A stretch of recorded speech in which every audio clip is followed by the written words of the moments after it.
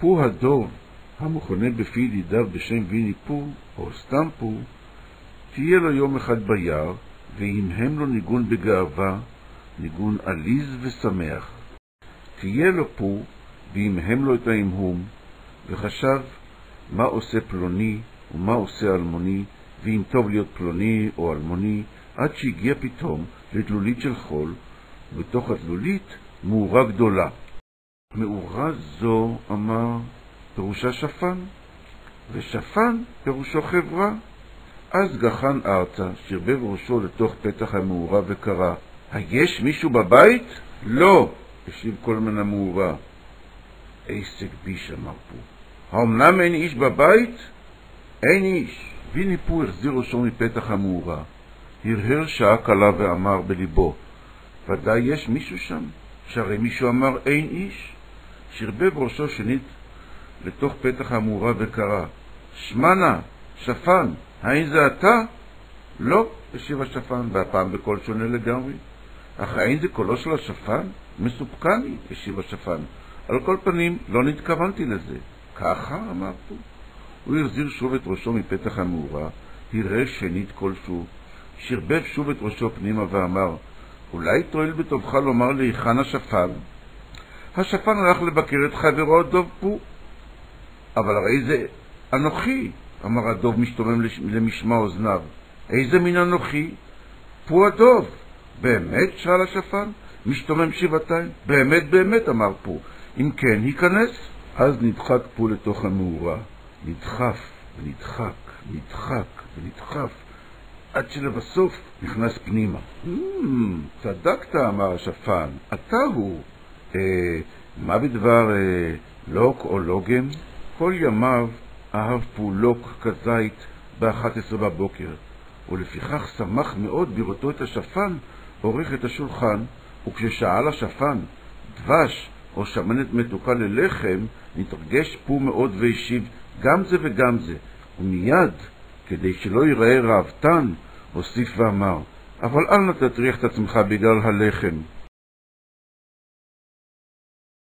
שעה ארוכה לא פצע פו את פיו ורק אכל. לבסוף המהם בכל מדושן עונג ואמר שעליו ללכת. האומנם מוכרחת ללכת?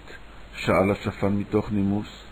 מבין אתה, אמר פו, בחפץ לב הייתי שואה כאן עוד שעה קלה, אילו היית, אמר, והתאמץ להסב את עיניו לעבר המזנון. בעצם, אמר השפן, עמדתי אף אני ללכת. אם כן אלך לי, אמר פו, שלום. שלום רב, אם באמת בטוח אתה, שאינך רוצה לטעום משהו. וכי יש עוד משהו? שאל פו בחיפזון. השפן גילה את הקערות ואמר, לא, לא נשאר דבר.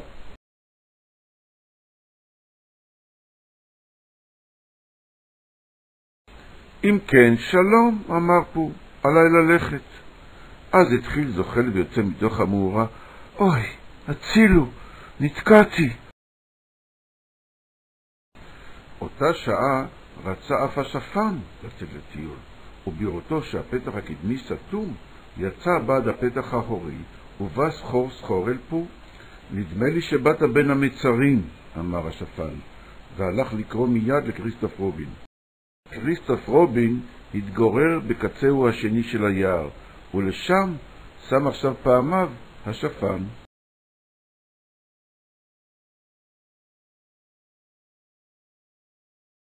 כשהגיע כריסטוף רובין למקום המעשה וראה את מחציתו הקדמית של פו, אמר, צו בידוב פוטה, בחיבה רבה כל כך, אמר, שכל הלבבות נתמלאו שוב תקווה.